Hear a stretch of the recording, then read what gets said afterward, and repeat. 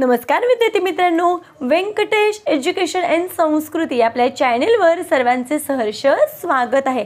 आजच्या व्हिडिओमध्ये आपण सर्व शालेय स्पर्धा परीक्षा इयत्ता 4 त्याच्यामधील अपूर्णांक हा घटक आजच्या व्हिडिओमध्ये आणि त्यावर आधारित उदाहरणे, पण मला खात्री आहे की यातली नक्कीच गणित परीक्षेला येणार आहे। त्याच्यामुळे व्हिडिओ सर्वांनी शेवटपर्यंत बघा, कारण यातील प्रत्येक प्रश्न आपण स्पष्टीकरणाचे सोडून घेणार आहोत।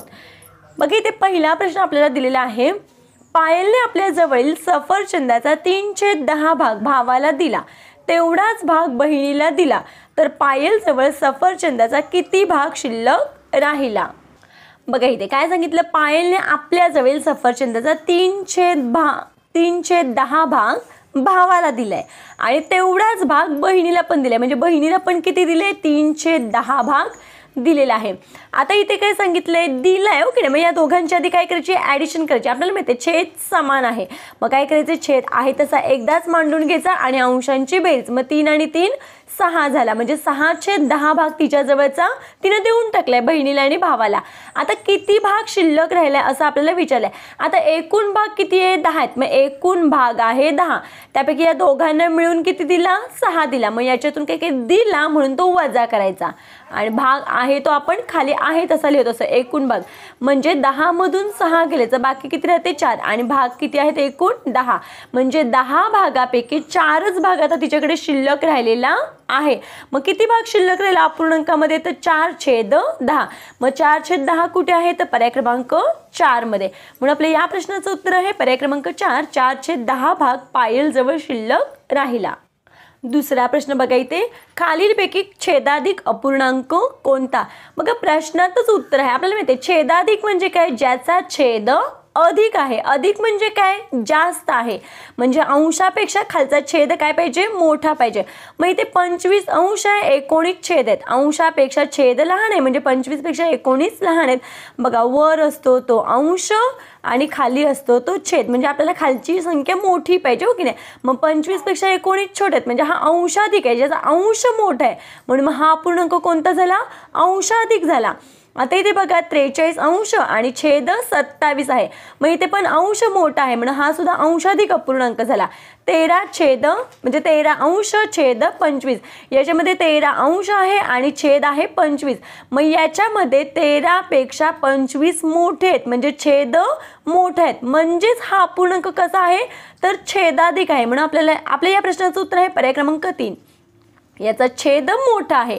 आता इथे बघा 31 अंश आहे आणि 17 छेद आहे, म्हणजे हा सुद्धा अंशाधिक अपूर्णांक आहे, कारण अंश मोठे आहेत, याचा छेद मोठा आहे, म्हणून हा आहे छेदाधिक अपूर्णांक। पुढचा प्रश्न बघूया। पुढचा प्रश्न बघा, एका समाज मंदिराच्या फरशी कामासाठी आनंदरावाने 2/7 भाग खर्च उचलला, गोपाळरावाने 1/7 भाग उचलला व उरलेला 16,800 रुपये खर्च इतर सर्व गावकऱ्यांनी, तर समाज मंदिराच्या फरशी कामासाठी एकूण किती रुपये खर्च झाला। बघा, आता याच्यामध्ये आपल्याला काय सांगितलेलं आहे, तर आनंदरावांनी किती केलेला आहे, 2/7 भाग खर्च उचललेला आहे मंदिराच्या फरशी कामासाठी, आणि गोपाळरावांनी काय केलेलं आहे, 1/7 भाग उचललेला आहे, आणि उरलेला खर्च मात्र इतर गावकऱ्यांनी मिळून किती केलेला आहे, 16,800 रुपये केलेले आहेत। आता बघा, इथे अपूर्णांकामध्ये दिले आणि इथे मात्र काय दिलेलं आहे, रुपयांमध्ये दिलेलं आहे हो की नाही। मग आता आपल्याला काय करायचं आहे की याचंच आधी रूपांतर याच्यामध्ये करून घ्यायचं। मग आता ते कसं करायचं, तर आधी आपण यांची बेरीज करूया, कारण या दोघांनी मिळून केलेला खर्च आहे हो की नाही। मग बघा, मग या दोघांनी मिळून किती खर्च केला, तो 2/7 आनंदरावांनी, 1/7 गोपाळरावांनी, मग यांची बेरीज करायची। छेद समान आहे तर इथे आहे तसं 7 लिहून घेतलं, 2 आणि 1 किती झालं, हे 3 झालं, म्हणजे या दोघांनी मिळून किती खर्च केले, तर 3/7। आता आपल्याला माहिती आहे की उरलेला खर्च इतर गावकऱ्यांनी केला आणि ते आपल्याला रुपयांमध्ये दिलेलं आहे, बरोबर आहे। हे थोडा वेळ आपण बाजूला ठेवूया। एकूण भाग किती आहे, 7 भाग खर्च आहे, त्याच्यापैकी या दोघांनी मिळून किती केलंय, 3 केलंय, मग याच्यातून हे काय करायचं, एकूण भागातून या दोघांनी मिळून केलेला भाग वजा करायचा आणि एकूण भाग आहे तसा खालीच ठेवायचा असतो, म्हणजे 7 - 3 बरोबर किती, 4, आणि छेद 7 आहे तसा, म्हणजे एकूण 7 भागांपैकी 4 भाग इतर गावकऱ्यांनी मिळून केलेले आहे। म्हणजेच इथे बघा, आता लक्ष द्यायचं आहे, 4/7 म्हणजेच त्यांनी रुपयांमध्ये किती दिले आपल्याला 16,800 रुपये. हा भाग म्हणजेच 16,800 रुपये. हे भागामध्ये आहे, अपूर्णांकामध्ये, आणि हे रुपयांमध्ये दिलेलं आहे. आता यावरून आपण हे 4 म्हणजे आपल्या लक्षात येतं की 4 भागासाठी 16,800 रुपये. आधी आता आपण एका भागाचं काढूया. काय करूया आपण, एका भागाचं काढून घ्यायचं. मग आपल्याला माहिती आहे 4 भागासाठी जर 16,800 असेल आणि एक भाग काढायचा असेल तर आपण काय करतो, या दोघांचा भागाकार. मग इथे काय करायचंय, 16,800 भागिले 4 करायचं. मग बघा 4 चोक 16, यांची वजाबाकी केली, बाकी आली 0, वरून घेतले 8. एका वेळेस आपण एकच संख्या खाली घेतो, बरोबर आहे. मग 4 दुने 8, 8तून 8 गेले, बाकी आली 0, वरून घेतला 0, 4 0 0, वजाबाकी केली 0, परत घेतला हा वरून 0, 4 0 0, यांची वजाबाकी आली 0. मग आपलं उत्तर किती आलंय, 4,200. म्हणजेच एक भाग म्हणजे आपण काढून घेतलं, या दोघांचा भागाकार करून हे उत्तर आलं 4,200 रुपये. बघा एका भागासाठी जर 4,200 रुपये, तर आपल्याला माहिती आहे आनंदरावाने किती भाग खर्च केलाय, तर आनंदरावाने 2/7 भाग म्हणजेच 2 भाग, बरोबर आहे. मग 2 भाग बरोबर किती, 4,200 गुणिले 2. मग किती येते बघा, बे 0 0, बे 0 0, बे दुने 4, बे चौक 8, म्हणजेच किती, आनंदरावाने 2/7 भाग म्हणजेच बघा इथे मी असं ब्रॅकेट करते म्हणजे लक्षात येईल. हा एक भाग आपण काढून घेतलाय आपल्या सोयीसाठी, ठीक आहे. 2/7 भाग म्हणजे किती, 4,800. आणि आपल्याला माहिती आहे गोपाळरावाने 1/7 भाग. आता आपण इथे भागाकार करून एक भागच काढून घेतलाय. एक भाग म्हणजे किती, 4,200. आणि इतर हे. मग आता आपल्याला विचारले की एकूण खर्च किती रुपये झाला, म्हणजे फरशी कामासाठी एकूण खर्च किती झालाय म्हटलंय.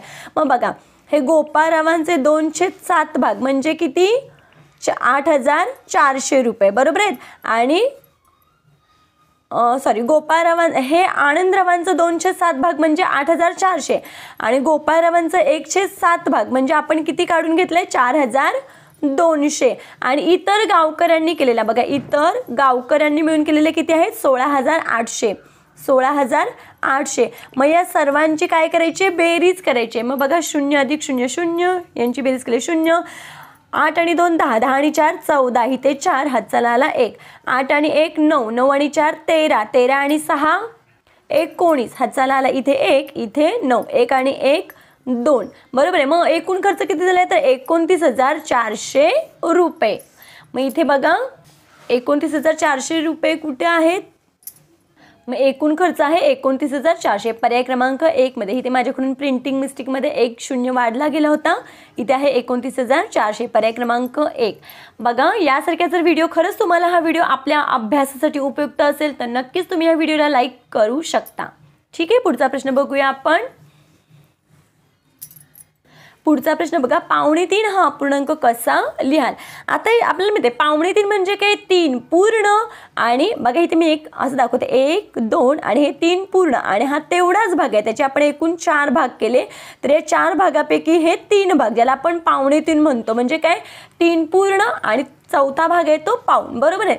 मग आता इथे बघा जर पहिल्याचा आपण विचार केला, आपल्याला इथे 3.5 विचारले आणि पहिला भाग आपल्याला 4.5 दिले म्हणजे 3 पूर्ण आणि हा पाऊण भाग दिलाय. आपल्याला 3.5 म्हणजेच किती बघा, आता 3.5 म्हणजे 3ला थोडा भाग कमी म्हणजे 2 पूर्ण आणि 3/4 म्हणजे 2 पूर्ण.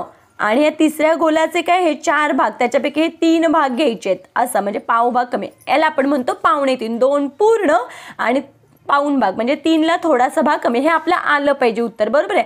आता हा आहे 3 पूर्ण 3/4, त्यालाच आपण 4.5 म्हणतो, म्हणून हे येणार नाही आहे. आता इथे जर आपण विचार करता हे 2 पूर्ण आणि इथे आपण भाग घालवू शकतो बघा या पद्धतीनं, 4 × 4, 4 2 8. मग हे आपलं उत्तर कसं आलं, 2 पूर्णांक आणि इथे 1/2 म्हणजे 2 पूर्ण आणि हा अर्धा भाग आहे. 2 पैकी हा 1 भाग म्हणजे अर्धा भाग, म्हणजे हे झाले 2.5 भाग झाला हा, त्याच्यामुळे हे येणार नाही उत्तर. आता 15/4 आहे बघा, इथे ज्यावेळेस असं येतं त्यावेळेस आपण प्रत्येक अपूर्णांकांचा विचार करायचा आहे आणि काढून घ्यायचं आहे व्यवस्थित. 15/4 आहे. मग आपण काय केलं, भागाकार बघा 4च्या पडेमध्ये 15 नाहीत, मग आपण काय करतो 4 त्रिक 12. 15तून 12 गेले, बाकी आली 3. आणि मग हा अपूर्णांक आपण कसा लिहितो, भागाकार किती आलेला आहे, 3 आलेला आहे, बाकी किती राहिलेली आहे 3. मग बाकी आपण वर लिहायची, भागलंय कशाने 4ने. मग बघा हे कसं आलं, हे 15/4 15चे 4 म्हणजेच 3.3/4 म्हणजेच 3.25 झाला. हा भाग किती झाला? 3.25. आपल्याला विचारले 3.25. आता सेम त्याचा आपण 22/8 पण याच पद्धतीने काढून घ्यायचं. बघा 22/8 आहे. इथे आपण काय करायचंय? 22/8 करायचं. मग आपल्याला माहिती आहे 8च्या पड्यामध्ये 22 नाहीत, मग त्याच्यापेक्षा लहान संख्या कोणती आहे? 8 दुने 16. मग आपल्याला माहिती आहे 22 मधून जर 16 गेले तर बाकी किती राहते? 8 राहते. बरोबर आहे. मग आपल्या इथे उत्तर काय आले? बाकी आले 6. मग आपल्या इथे उत्तर किती आले? 2.22 मधून 16 गेले, इथे राहिले 6 आणि बाकी किती आले? 6. मग बाकी आपण इथे अंशामध्ये लिहितो आणि भागले कशाने? 8ने, म्हणून मी इथे 8. मग बघा या पद्धतीनं. आता इथे सुद्धा आपण भाग घालवू शकतो. बघा इथे 2×6 2×4 8. मग इथे झालं कसं? 2 पूर्णांक आहे तसा 2 पूर्णांक आणि हे आले 3/8. मग 3/4. बरोबर आहे? 3/4. मग या 22/8 म्हणजेच 2.3/4 म्हणजे किती? मग बघा म्हणजेच किती? 2.3/4 म्हणजेच हे 2 पूर्ण आणि हा तिसरा भाग आहे त्याचे 4 भाग करायचे आणि त्याच्यापैकी 3 भाग घ्यायचे म्हणजे पाऊण भाग म्हणजे 2.5. मग आपल्याला 2.5 म्हणजे मी सुरुवातीलाच सांगितलं होतं की आपल्याला कोणता अपूर्णांक पाहिजे? हा पाहिजे. 2.5 म्हणजे 2.3/4. मग कोणते उत्तर आले? तर पर्याय क्रमांक 4 आले. कारण पहिलं एक हे 2.25 आहे, हे पण आपण काढून घेतलं 2.5 आलं आणि हे काढून घेतल्यावर 2.25 आले आणि याचं काढल्यावर 2.3 आले. म्हणून आपल्या या प्रश्नाचं उत्तर आहे पर्याय क्रमांक 4. त्यामुळे अपूर्णांकाचं गणित सोडवताना काय प्रत्येक पर्यायाचं आपण असं काय या पद्धतीनं काढून घ्यायचं आहे आणि मगच आपलं उत्तराचं गोल रंगवायचं आहे. ठीक आहे. पुढचा प्रश्न बघूया.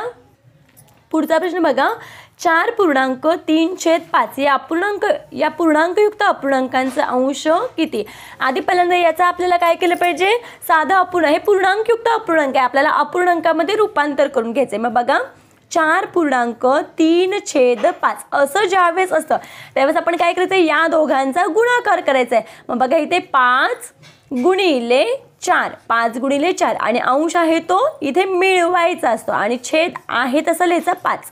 आता बघा 5×4 20 अधिक हे 3 आणि छेद आहे तो 5. आता बघा 20 आणि 3 किती झाले? 23/5. मग आपलं उत्तर किती आले? 23/5. मग आपल्याला माहिती आहे वरचा असतो तो अंश असतो आणि खालचा असतो तो छेद आहे म्हणजे 23 अंश छेद 25 आहे. मग आपल्याला अंश विचारलाय, मग अंश किती आहे? तर 23 आहे. म्हणून आपल्या या प्रश्नाचं उत्तर आहे पर्याय क्रमांक 2.